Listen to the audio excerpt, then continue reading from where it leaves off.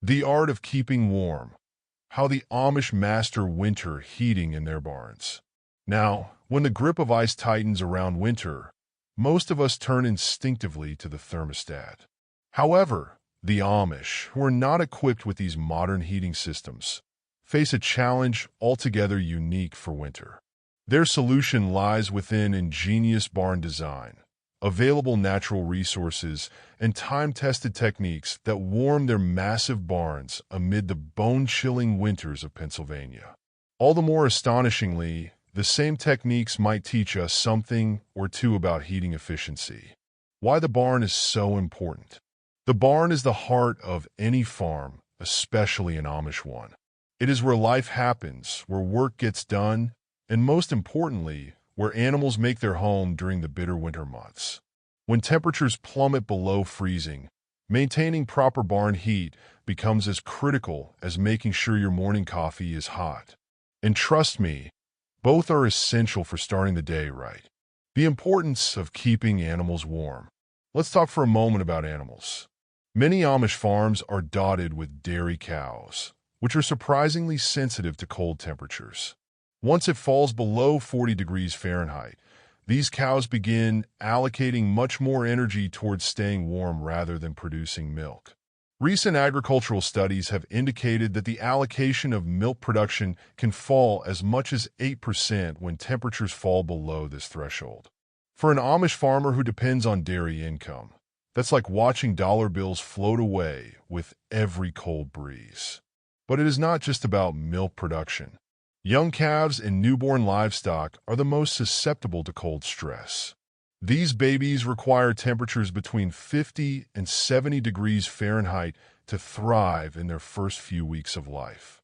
Without proper heating, mortality rates can skyrocket. One study from the University of Wisconsin found that calves exposed to temperatures below 4 degrees Celsius had a 2.4 times higher risk of health issues compared to those kept in warmer conditions. Role of storage in barn heating. Storage is another very important consideration that sometimes goes unnoticed. The barn is protecting not only the animals but also precious feed and equipment. Hay must be kept dry to prevent mold growth, which can be extremely harmful to livestock. Where temperatures swing wildly from cold to warm, condensation will form, and where there is condensation, there is potential for mold. Agricultural experts estimate losses are as high as 25% of stored hay value due to poor storage conditions. And that's no small potatoes for any farmer. The human element, working in the cold. Then there's the human element. Amish farmers spend countless hours in their barns, particularly during the winter months. Ever tried milking cows with frozen fingers? About as much fun as trying to eat soup with a fork. Proper barn heating isn't just about comfort. It's about being able to work efficiently and safely. Cold muscles are more prone to injury, and tools can become dangerous when temperatures drop too low. Even simple tasks like checking on animals or maintaining equipment become challenging when you're shivering so hard your teeth are playing percussion. Keeping water from freezing. Let's not forget about the water systems in an Amish barn. Keep the water from freezing. When temperatures drop below freezing, ice can cover water pipes and troughs faster than a politician can change their mind.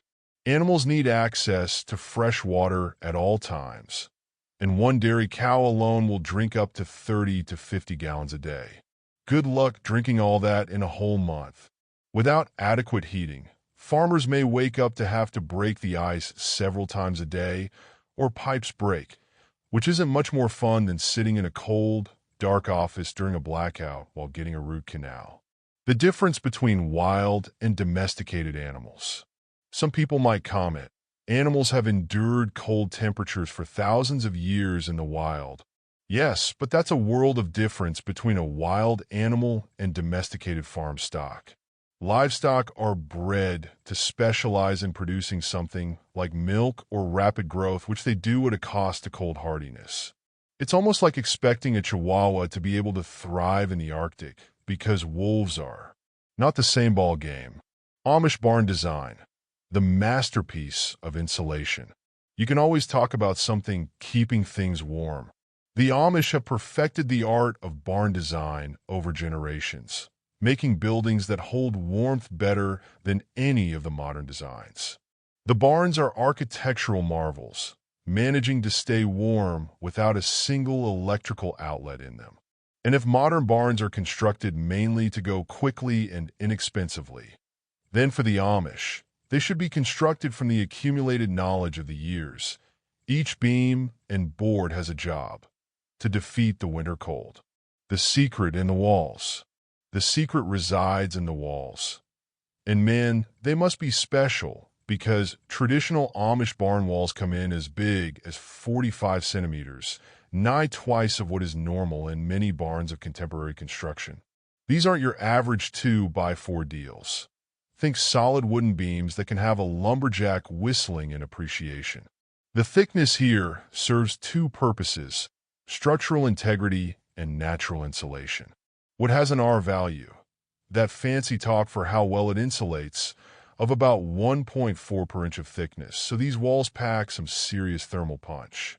But then things get real interesting. Between those mighty wooden beams, you'll find layers of natural insulation that would make any modern energy efficiency expert green with envy. Straw bales, packed densely between the wall cavities, provide an insulation value that rivals modern fiberglass. A standard straw bale can achieve an R value of around 2.5 to 3.5 per inch. When you do the math, those walls stuffed with straw can reach total R values of 20 to 30 numbers that would make your home builder's jaw drop. The roof, a marvel of engineering simplicity. Roof design is another marvel of engineering simplicity. Most Amish barns feature steep pitches, often at angles between 35 and 45 degrees. This is not for show. These angles are calculated to allow snow to slide off efficiently while creating an insulating air pocket in the hayloft. That space between the hay storage and the roof peak acts like a thermal buffer zone, trapping rising warm air and preventing it from escaping through the roof. It's like wearing a wool hat in winter, but this hat is large enough to cover a few dozen cows. Strategic hay storage. Talking of hay storage, the placement isn't random either. Hay bales are strategically stacked along the outer walls, creating an additional layer of insulation. Fresh hay can generate temperatures of up to 49 degrees Celsius as it cures, acting like a natural radiator. The Amish have learned to harness this heat, using it to their advantage during the coldest months. Who needs a fancy heating system when your wall insulation doubles as a heat source? Windows, strategic placement for maximum sunlight. Windows in Amish barns might seem randomly placed to the untrained eye, but their positioning is as strategic as a chess master's opening move. They're typically installed on the south-facing walls to capture maximum sunlight during winter months, while north-facing walls have minimal openings to prevent heat loss. Even the windows are double-layer. For some farmers added removable wooden shutters that could be closed during especially cold nights, like eyelids for the eye defending against the glare of winter. The foundation, built into the hillside. Special mention needs to be made of the foundation. Many Amish barns are built using a bank barn design, in which they're partially built into a hillside. This earthen backbone provides natural insulation and protection from harsh winds. The ground keeps a relatively constant temperature of about 10 degrees Celsius year-round, which helps to moderate the temperature inside the barn. It is like having Mother Nature as your personal thermostat. The doors, thick and insulated. Even the barn doors play their part in this thermal symphony. Traditional Amish barn doors are thick, really thick. We're talking about doors that make your car look lightweight. They're often built in layers, with air pockets trapped between boards acting as additional insulation. And they're hung with precision to minimize gaps because, as any farmer will tell you, a draft under a barn door can be as unwelcome as a skunk at a garden party. The flooring, made for warm airflow. The flooring system incorporates small gaps between boards, allowing warm air from the animals below to rise naturally through the structure while providing essential ventilation. This might sound counterintuitive when trying to keep heat in, but proper airflow prevents moisture buildup that could damage both the structure and its inhabitants. As my old friend Jacob once said, a barn that can't breathe is like a person holding their sneeze. Something's bound to go wrong. Generating heat. The role of wood stoves. Now that the structure is so well insulated, the next question is what generates the heat to fill the space. And that's where the real fire starting begins. Wood stoves are party champions of Amish barn heating, serving as reliable workhorses through bitter winter days. These aren't your grandmother's decorative parlor stoves. We're talking about serious pieces of iron engineering that could make a blacksmith proud. Measuring up to 6.5 feet in height and weighing as much as 660 pounds, these stoves mean business. The best models can maintain a steady heat output of up to 50,000 BTUs per hour, enough to warm a very large space. In an average Amish barnwood stove, for example, that much firewood burns through in the coldest months. One stove burns 15 to 20 cubic meters of wood. That's just about enough to fill a small bedroom from floor to ceiling. My friend Eli jokes that splitting all that wood is better than any gym membership you could buy, though he's still waiting for his six-pack abs to show up. Physical demand is no joke. Studies have shown that an hour of wood splitting can burn up to 450 calories, making it one of the most effective full-body workouts available. The art of wood selection. The wood selection process is an art form in itself. Hardwoods like oak, maple, and hickory are preferred for their longer burn times and higher heat output. 1 kilogram of well-seasoned oak can produce around 4,500 calories of heat energy. Compare that to pine, which only puts out about 2,700 calories per kilogram, and you'll understand why Amish farmers are particular about their wood choices. As they say in Lancaster County, softwood makes soft heat. Every species has its own burning characteristics. Beech burns long and steady. Maple produces intense heat with little smoke, and hickory combines both while adding a sweet odor to the barn. Preparing this mountain of wood isn't a task done on a weekend. It's an all-year-round project. Trees are typically felled in late winter when sap content is lowest, then left to season for at least 6 months. A seasoned log is only 20% moist while fresh-cut wood is 50%. This difference means seasoned wood not only burns hotter, but produces less creosote, that nasty tar-like substance which can build up in chimneys and cause fires. The woodlot management system.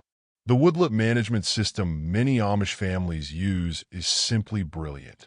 They have a typical rotating 7-year plan, splitting their woodlots into sections. A different section is responsible for the harvest every year, allowing the rest of it to regrow. This way, the producers will never be out of firewood if they keep to the plan. One farmer told me, it's like saving money in 7 savings accounts. You only take money from one of them, while the others keep gaining interest. An intelligently managed 10-hectare woodlot can continue to provide all the firewood needed to sustainably heat a large barn. The morning fire starting ritual. The morning fire starting ritual in an Amish barn is something of a sacred ceremony. It begins well before sunrise, usually around 4 a.m. The previous night's coals are stirred, fresh kindling is added, and new logs are carefully arranged. The goal is to build a fire that will burn steady and long, not one that flares up quickly and dies out. Getting this wrong is like serving cold coffee to a morning person. You'll regret it all day long.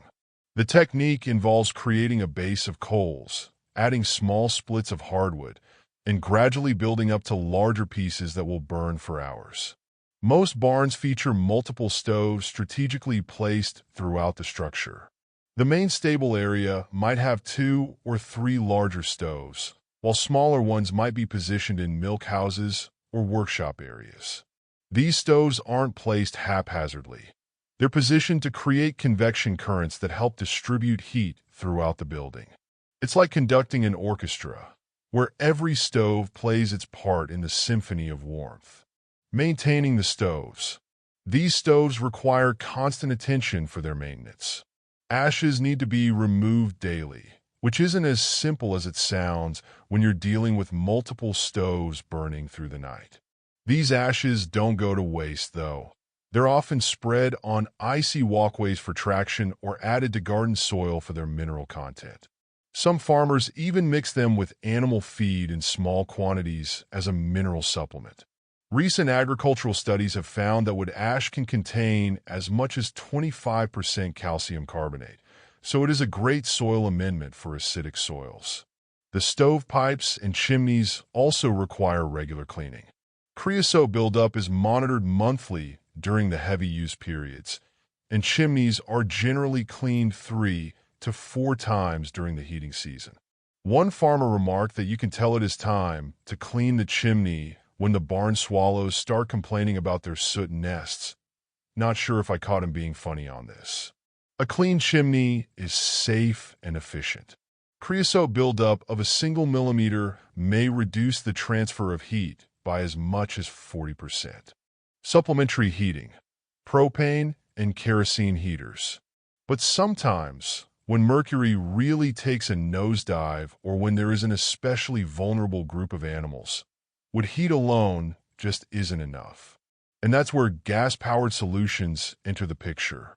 Life comes with surprises on an Amish farm, and sometimes those surprises need a little extra warmth. That is when propane and kerosene heaters really shine their light. On a cold January night, or when spring chicks need some warming up, portable powerhouses like these can quickly provide quick, targeted heat where it's most needed and transform a potentially hazardous situation into a manageable one. The typical propane heater used in Amish barns packs quite a punch, capable of producing between 25,000 to 40,000 BTUs of heat, enough to warm up to 95 square meters of space. Unlike wood stoves that take hours to heat up, these heaters start delivering warmth within minutes. It's like having a miniature sun on wheels, minus the sunburn and uncomfortable small talk about the weather. Modern infrared propane heaters are very efficient, converting almost 90% of their fuel into usable heat. Most Amish farmers keep at least 2 or 3 portable heaters on standby. They're very useful in spring when new lambs and calves are arriving on a regular basis. Young animals need temperatures around 21 degrees Celsius to thrive, and these heaters can maintain that temperature in a small area without heating the whole barn.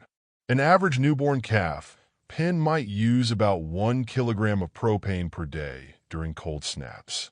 For chickens, these heaters are absolutely indispensable, maintaining temperatures between 27 and 32 degrees Celsius for the first week of a chick's life. Kerosene heaters are a reliable backup with a different set of advantages.